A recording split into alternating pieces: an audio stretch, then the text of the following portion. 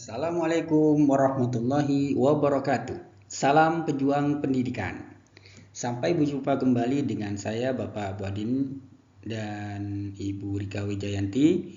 Pada video kali ini saya akan membahas tentang fungsi media pembelajaran Kahoot. Nah, kalau sebelumnya sudah dijelaskan bagaimana dan apa itu media pembelajaran Kahoot. Nah, sekarang kita belajar fungsinya apa dan bagaimana ketika kita melakukan sebuah proses pembelajaran menggunakan media Kahoot.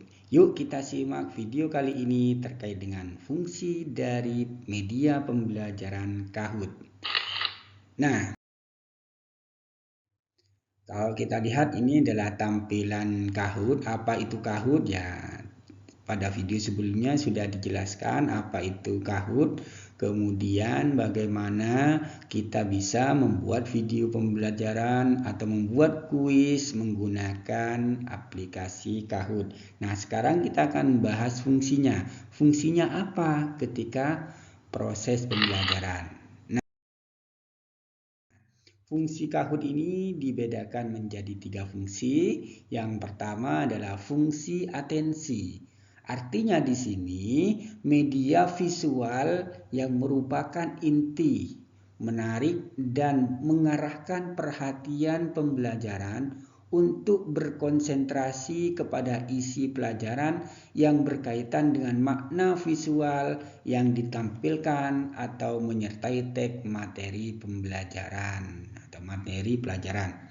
Oke, nah ini fungsi atensi dari Kahoot. Nah, apa? Karena memang Kahoot ini merupakan media visual di mana ada tampilannya, kemudian ada audionya, sehingga siswa itu bisa berkonsentrasi terhadap materi pelajaran tersebut. Karena di sini juga sebagai media yang berbasis teknologi.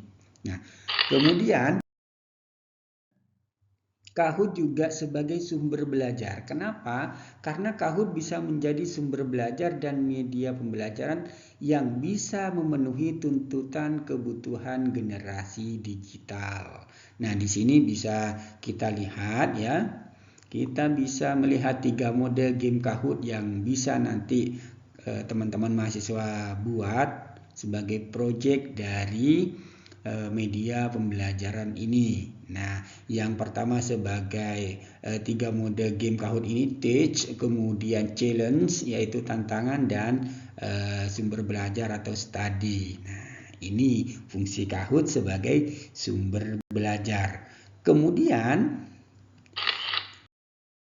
Kahoot juga berfungsi sebagai generasi digital. Artinya apa? Kahoot juga bisa meningkatkan minat dan dukungan dan mendukung gaya belajar generasi digital. Kenapa? Karena ketika kita menggunakan media pembelajaran Kahoot, maka yang pertama kali dibutuhkan adalah bisa gadget, laptop, atau perangkat Android atau smartphone. Nah, ini bisa. Karena apa? Karena ini semua nanti terintegrasi dengan digitalisasi dalam pembelajaran. Sehingga ketika kita belajar menggunakan media pembelajaran Kahoot, kita bisa dikatakan sebagai generasi gaya belajar generasi digital. Nah, cukup sekian dari saya terkait dengan fungsi dari media